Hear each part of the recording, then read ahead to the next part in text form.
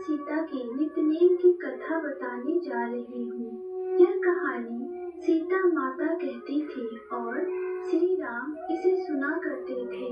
एक दिन श्री राम भगवान को किसी काम के लिए बाहर जाना पड़ गया, तो सीता माता कहने लगी कि भगवान, मेरा तो 12 वर्ष का नितनेम है, अब आप बाहर जाएंगे तो मैं अपनी कहानी किसे सुनाऊंगी।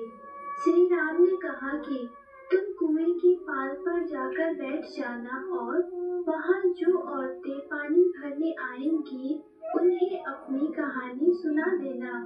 सीता माता कुएं की पाल पर जाकर बैठ जाती है।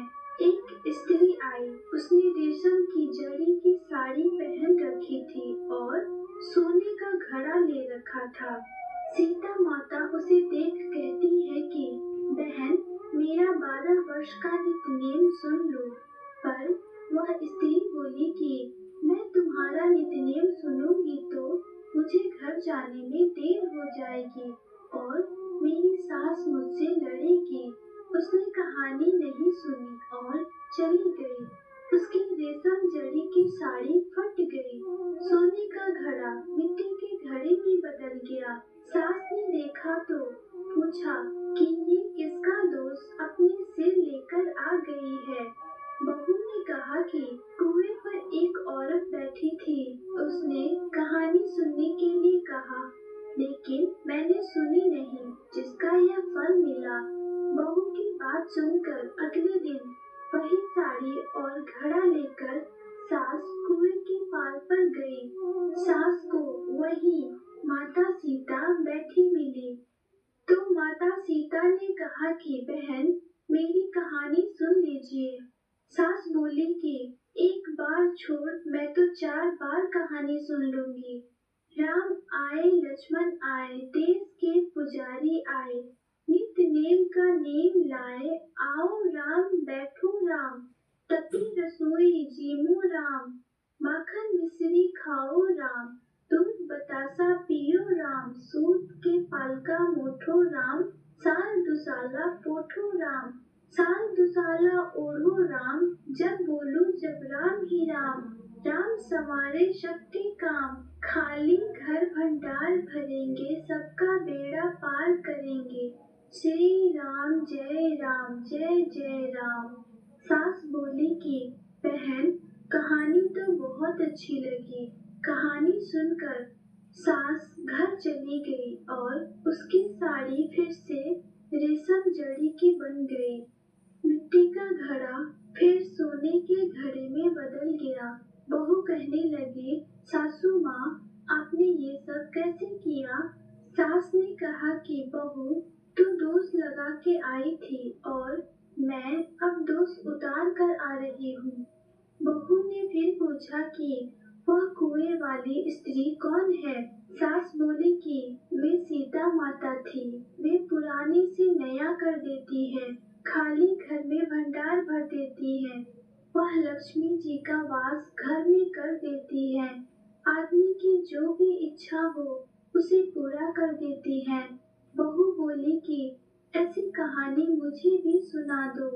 सास बोली कि ठीक है, तुम भी सुनो, और सास ने कहानी शुरू की।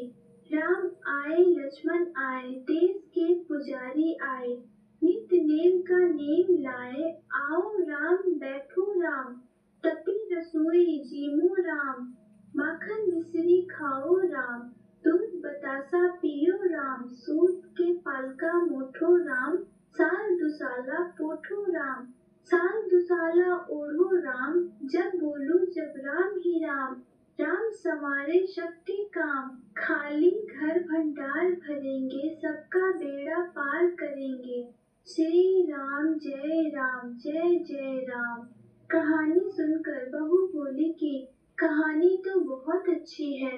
सास ने कहा कि ठीक है, इस कहानी को रोज कहा करेंगे। अब सास बहू रोज सवेरे उठती, नहाती धोती और पूजा करने के बाद नितनेम की सीता की कहानी कहती। एक दिन उनके यहाँ एक पड़ोस की औरत आई और बोली कि बहन, जरा सी आँच देना तो। वह बोली कि आज तो अभी हमने जलाई ही नहीं। पड़ोसन ने कहा कि तुम सुबह 4 बजे से उठकर क्या कर रही हो फिर? उन्होंने कहा कि सुबह उठकर हम पूजा करते हैं, फिर सीता माता के नित्यनेम की कहानी कहते हैं। पड़ोसन ने उनकी बात सुनकर फिर कहा कि सीता माता की कहानी कहने से तुम्हें क्या मिला? वे बोली कि इनकी कहानी कहने से घर में भंडार भर जाते हैं, सारे काम सिद्ध होते हैं, मन की इच्छा पूरी होती है। पड़ोसन कहती है कि बहन ऐसी कहानी तो मुझे भी सुना दो फिर। वह बोली कि ठीक है, तुम भी यह कहानी सुन लो। राम आए लक्ष्मण आए, देश के पुजारी आए, नित्य नेम का नेम लाए, आओ राम बैठो राम, तपी रसोई जीमो राम, माखन मिश्री खाओ राम, दूध बतासा पियो राम, सूत के पालका मोठो राम, साल दुसाला पोठो राम, साल दुसाला ओढ़ो राम, जब बोलू जब राम ही राम, राम सवारे शक्ति काम, खाली घर भंडार भरेंगे, सबका बेड़ा पार करेंगे, श्री राम जय जय राम।